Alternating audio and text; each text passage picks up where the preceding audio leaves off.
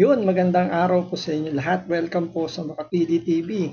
Meron po mga nag-aarali ngayon sa Supreme Court para po magpasa po ng resolution o ng kaso yung sa mga taong tumutuligsa po ngayon sa Supreme Court dahil po dun sa naging desisyon nila na ibasura po yung impeachment laban kay Vice President Sara Duterte. May mga tao kasi na hindi naman abogado na nagmamarunong masyado, nakala mo sila yung mas may alam pagdating sa batas at kung ano nung ngayon yung mga pinaparatang sa Supreme Court tungkol dito sa pagbasura nga ng impeachment. So, andyan yung sinasabi nila na may kinikilingan daw yung Supreme Court, pinaboran daw si Vice President Sara Duterte kasi iniisip nila yung mga maestrado ng Supreme Court ay mga appointed daw ni Pangulong Duterte. Which is kahit naman sabihin natin na may puro appointee yun, pero yan ay may sinumpaan na talagang kung ano yung naaayon sa batas. At never naman nakialam si Pangulong Duterte sa mga desisyon ng mga kanilang, yung mga inappoint niya, lalo na sa mga dyan sa Supreme Court, sa Ombudsman, never naman nakialam si Pangulong Duterte. Pero yun ang nagiging akusasyon ngayon ng ilang mga hindi naman abogado na masyado pang mambalahura sa mga sa mga judges ng Supreme Court. Kaya ito, may mga grupo ng abogado kasama si Atty. Topacio na nagsampa po ng reklamo para ipakontempt itong mga lumalapastangan sa Korte Suprema. Siyempre nasasaktan itong mga abogadong ito dahil nasa nila alam nila na ang Supreme Court ang pinaka final arbiter, kailangan sundin yung kanilang naging hatol kasi yung hatol nila batas na yan. So sabi nga 'di ba, no one is above the law. So once na tinuligsa mo yung kanilang naging hatol, batas na po 'yon. So ibig sabihin, parang hindi kayo sang-ayon sa batas na inilabas ng Supreme Court, na parang sinasabi nila na hindi daw pinag-isipan ng Supreme Court yung mga batas na kanilang dinidesisyonan. So ito, alamin po natin, sino-sino ba itong mga sasampulan na maipakontempt, pakulong ng Supreme Court dahil sa masyadong matatalim ng kanilang mga dila tungkol sa pagbabatikos dito sa Supreme Court. So ito, panoorin po natin. Indirect contempt against Congressman Percival Sendanya. Yun, si Percival Serdanya, ito yung tabing yung screen kapag nagsasalita. Hindi naman masisisi dahil nga medyo nagkaroon ng karamdaman. Pero itong si Serdanya, sympathizer to. Kasama sa mga sympathizer to, mga makakaliwa to. So, ano pang ini-expect mo? Dahil gusto nilang maipakulong o matanggal sa posisyon si Vice President Sara Duterte, hindi pumabor sa kanila yung naging desisyon. Pero kung ito ay pumabor sa kanilang desisyon, malamang mga mabulalaklak yung mga maririnig mong mga lalabas sa kanilang mga bunganga, nagkataon lang hindi pumabor. Kaya ito, kung ano-ano sinabi nitong congressman na to, kaya kasama siya ngayon sa mga sasampulan ng mga abogadong ito na maipakontempt dahil nga masyado nilang binabastos yung Supreme Court. Second, Professor Richard Hidarian. Yun, si Hidarian. Dilawan yan. Pinklawan pa. Ang alam ko, hindi naman abogado yan, pero masyadong nagmamarunong din siguro. At balita ko nga, medyo matalim din yung mga inilabas niya, yung mga pinost niya dun sa kanyang Twitter account. Kung di ako nagkakamali, sa Twitter yan. So, kasama siya sa mga sasampulan. Kasi naman, hindi naman porket analyst ka, masyado ka nang magaling. Nagkataon na hindi niya maintindihan eh. Kasi parang pinalalabas sila rito, pinaburan yung mga Duterte. Alam naman natin galit sa mga Duterte kung dalawang to, yung Pinklawan tsaka yung mga sympathizer ng NPA. Pero dahil nga sinasabi nila na appointed daw ni Pangulong Duterte yung nandyan sa Supreme Court, Nakakalimutan nila. Meron pang mga judges diyan na hindi si Pangulong Duterte ang nag-appoint. Pero bakit unanimous decision? 'Di ba? Doon pa lang isipin mo, unanimous decision. Buti sana kung may isa diyan na nag-iba ng landas, 'di ba? Kumaliwa o kumanan.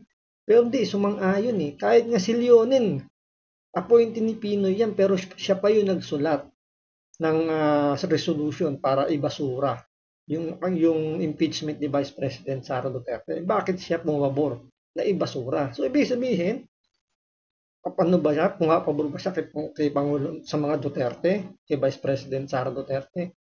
Hindi. Pumabor siya dahil yun ang nasasaad sa batas at naniniwala siya na hindi nasunod yung tamang procedure na impeachment. Sino pa ba itong mga sasampulan dito ng may pa-contempt ng Supreme Court? At yung best friend, I repeat, yung best friend ni Atty. Topacio, si Secretary Larry Gadon. Sir, bakit? Larry Gadon! Asolul! Larry Gadon! Ito, di ba? May video po tayo niyan tungkol dito kay Larry Gadon. Galit na galit nga siyang tinutuligsa nga niya yung Supreme Court. Sinasabi niya naging tuta nga daw ng mga Duterte yung mga judges, di ba? So, kasama siya dito sa mga sasampulan. Tapos ang sinisigaw pa nga rito, sabi nga best friend daw to ni Atty. Topacio. Pero ang sigaw ni Atty. Topacio at ang sigaw ng mga nasa paligid niya, asong ulol daw. Medyo kala ko ang isisigaw Larry Gadon, bobo. Kasi di ba yung slogan ni Larry Gadon, di ba? Nung tinutuligsa niya yung mga dilawan ng mga panahon na tumatakbo pa si Bongbong Marcos, ang tawag niya sa mga dilawan, mga bobo. Ngayon, nakikipagkuntsaba niya sa mga bobo. Kaya ang tawag ngayon kay Larry Gadon, bobo na rin. Tapos na-disbar pa. So, nadoble yung pagiging bobo. Ngayon, ito, kung masasample ng contempt, ito si Larry Gadon, tripling bobo ang kanyang aanihin. Sila nagsabi nun ha, hindi ako.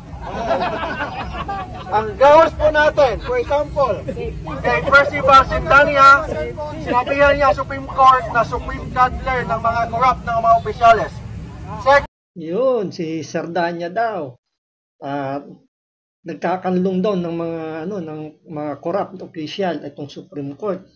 Base rito kay Sardanya, yun ang sabi niya. At narinig din natin yan sa kanyang post sa social media. Second, itong si Richard Hidarian nag-post sa Facebook at sa Twitter niya na lahat daw ng mga justices ng Supreme Court appointee ng mga Duterte, therefore hindi independent ang Supreme Court. So yun, inaakusahan pa na naging tawag dito, pinapaboran yung mga Duterte. So wala raw paninindigan, walang sariling walang sariling tawag dito yung desisyon, kumbaga. Dito parang sinasabi, tumatanaw ng utang na loob itong mga Supreme Court judges dito sa mga Duterte, kaya ibinasura yung Supreme Court. So tuloy natin. Bilang abogado, as an officer of the court, we have the obligation to defend the integrity and the independence of the highest court of the land. Yes! Yes! Bakit? Kasi kung wala ng credibility ang Supreme Court, wala ng matirang justisya sa Pilipinas. That's why, as lawyers and as a Filipino, we have the obligation to defend the independence and the impartiality of the Philippine Supreme Court. Yun ang gagawin po natin ngayon. After this, pupunta na ako sa loob, mag-file na po tayo ng petition to declare those three individuals for indirect. Dito saludo ko dito kay Atty. Topacio, tsaka kung kasama niyang magpapile po ng petition para ipakontempt itong tatlong to. Pero sana madagdagan pa. Kasi may mga senador pa na hindi naman abogado na balak na suwayin din yung utos ng Korte Suprema na itigil na yung Supreme Court. Andyan sila Ontiveros, si Tito Soto, si Villanueva, di ba? Si Bam Aquino. Sana masampulan din sila. Sana ituloy din nila yung yung petition nila na ituloy yung impeachment para masubukan nila kung ano yung kapangyarihan ng Supreme Court. Sana itong mga abogado nito, especially Atty. Topacio, bantayan mo rin yung mga senador na hindi susunod sa kautusan ng Supreme Court para masampulan. Kasi parang lumalabas dito na sila na yung pinakamatatalino, yung Supreme Court, mga mahihinang nilalang at walang alam sa batas. So, antayin po natin kung may madadagdag pa sa mga ipakukulong dahil sa paglalapastangan nga po sa Supreme Court. So, maraming salamat po sa panonood. Ingat po kayo lagi. God bless.